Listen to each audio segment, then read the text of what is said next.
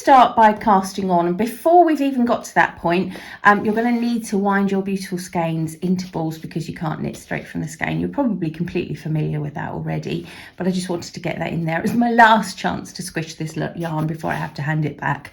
So I'm just going to be using, for the purposes of the video, some pre-wound standard sock yarn in a sort of similar-ish kind of colourway to the purple and the green. So mine are pre-wound, so I've cheated a little bit. We're also going to be using this rather fantastic circular sock needle. It's tiny, so this is going to be new for me. I've not used these before. Could go one or the other way, couldn't it really? If I hold the needles together like so, you can see that one of them is longer, and that apparently helps us to be able to knit with them more easily. But I'm going to double check that, as I'm going to make sure I use it right as we go round. I don't know whether you kind of knit with that one or knit onto that one. I will find that out, and we will cover that as we go. Before we cast on, I'm going to say, I assume you've kind of done your tension swatch. Now, your tension swatch, you've got plenty of yarn, so that's not going to be an issue. It's more to make sure that the sock fits you as you're expecting it to. So if you look at the pattern, you've got stitch counts depending on the size of the feet that you want the socks to fit. You'll notice that the stitch counts are different between the stripy socks and the Fair Isle socks. That's because Fair Isle will bring the gauge in quite a bit, so you need to start with more stitches there to get the fit that you need. So just do a quick swatch to make sure you're not wildly off, but the numbers that we're looking at are fairly standard sort of sock numbers, so you should be fine. Okay, so we're going to cast on. Before I do that, I'm going to decide which of these lovely colours is going to be my main colour for my stripy socks. We'll go through all of the main techniques which will be relevant to both pairs of socks. I don't know yet, because I'm winging it, to be perfectly truthful with you. Don't know yet if I'll make a full sock or just do a really sort of small cut down version so you can just see the techniques. I just don't know. We'll just have to see how it pans out, won't we? I'm very excited about that. But on both socks that you'll be, or both pairs that you'll be making, you'll need a main colour and a contrast colour. So figure that out early on, because we're going to want to cast on with the main colour. So I'm going to cast on with the purple that I've got here.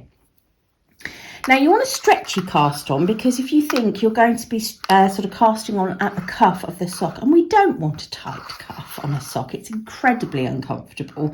So good idea to make a nice stretchy cast on. My favourite cast on for socks is a long tail cast on.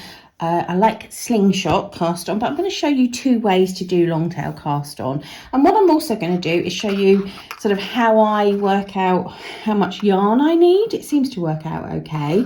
So I'm going to make the smaller size of sock, and that means I'm going to need to cast on 56 stitches. So what I do is I give myself a little tail, and then I just do a wrap around this needle loosely 56 times.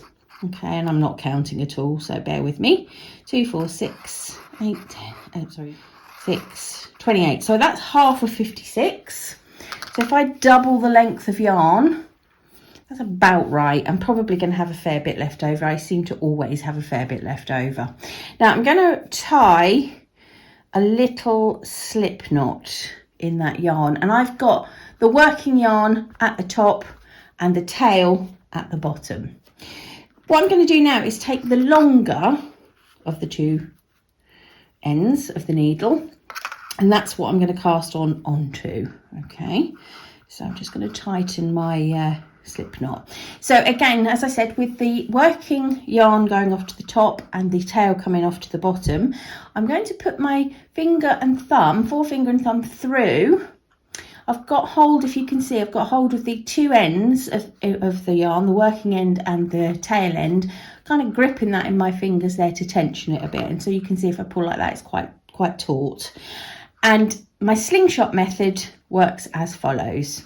I've got the slip knot over my needle, and I'm going to take the needle under my thumb and under that yarn, and then over the top of the one on the finger, pull that through that little loop and tighten.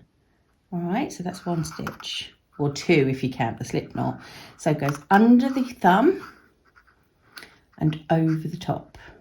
Goes through that little loop, under and over. So little thing, I can't think of the word, mantra, under the thumb, over the top. That's how I remember it. Under the thumb, over the top. Now, if you're not keen on slingshotting, if you can't get that, that's okay. There is an alternative, and it's a little less sort of, there's a little less holding needed.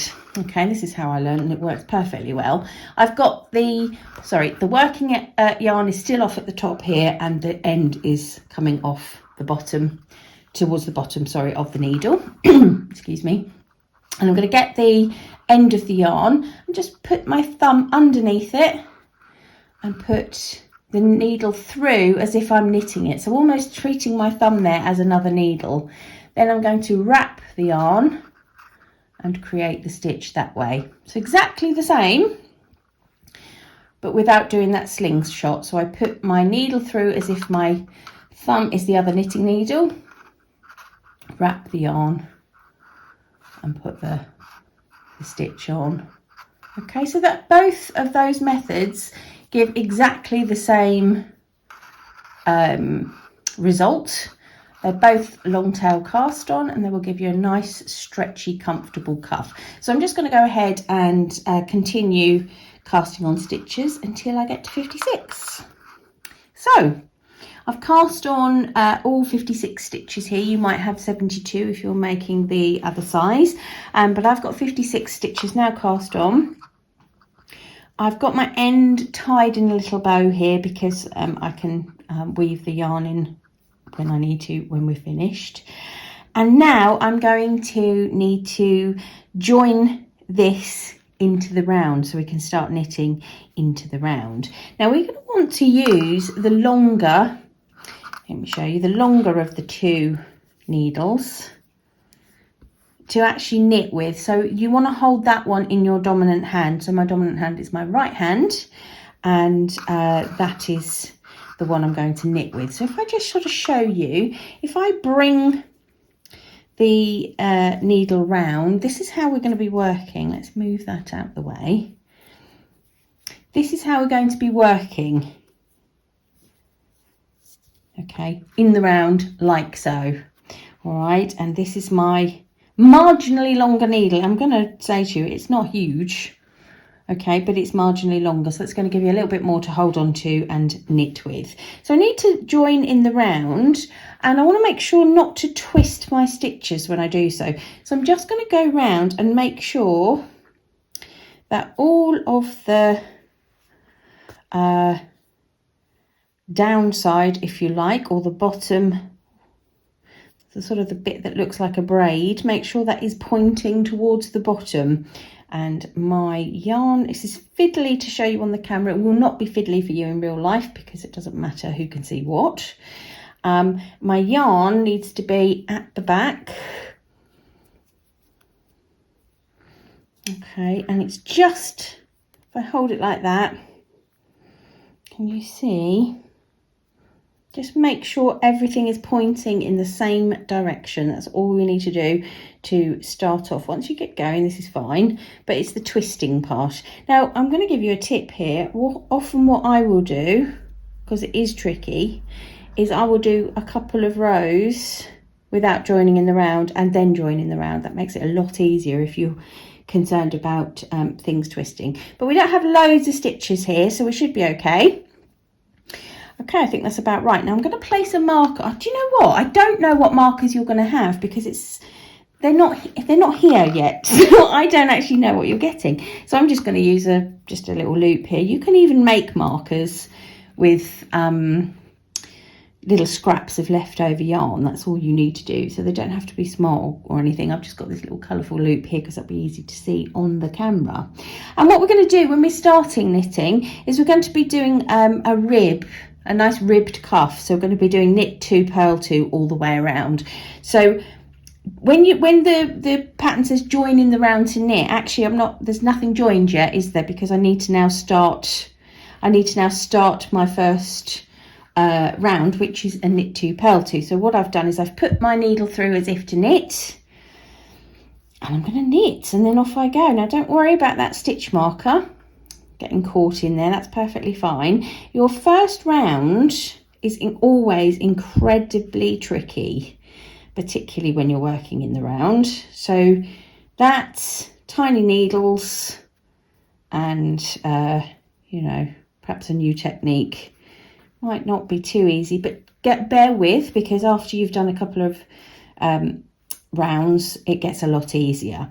So just going to go all the way around doing knit 2 purl 2. You will always also find as you work your rounds, it will, I think I've just done a knit there, it will also sort of space out nicely on your needles and won't be so sort of tight on there. So knit 2 purl 2, and just go all the way around. Now you can see what is doing all the work is this longer needle. So I don't know if you are like me, a thrower, which is I think it's the English style. Do they call it the English style of knitting? And the continental style is the picker. Let's just see what picking is like on them. So if you're a picker, yeah, not too bad. Not too bad. I think once we get a couple of rounds on these are going to be good, folks. Sorry, right, yes, I'm going to go all the way around and I'll see you at the end. I'm coming round to the end of the round. So I was distracted briefly there because because my lunch is ready. Can you blame me? Right, so I'm coming up to the end of the round and the stitch marker, and all I wanted to do here was show you just again, just in case you've not knit in the round before, what happens when you get there. And the answer is absolutely nothing. But if you are counting, you have just completed one row. So every time one round, sorry, every time you hit that stitch marker, you've completed a round. So I'm going to move my yarn to the back of the work, slip that marker. It's quite big really for these little needles, but it's fine. It's big enough, isn't it? And carry on. So knit 2 purl 2 again. Now, all you're going to do is you're going to work knit 2 purl 2 until the rib measures, what's it going to measure? 1.5 inches from cast on. What I'll do is I'll do mine and I'll tell you how many rows I've worked. Okay, but it's going to take me some considerable time, so I won't keep you with me because there's 100 million other things you could be doing. So I'll finish that and I'll meet you at the end of it.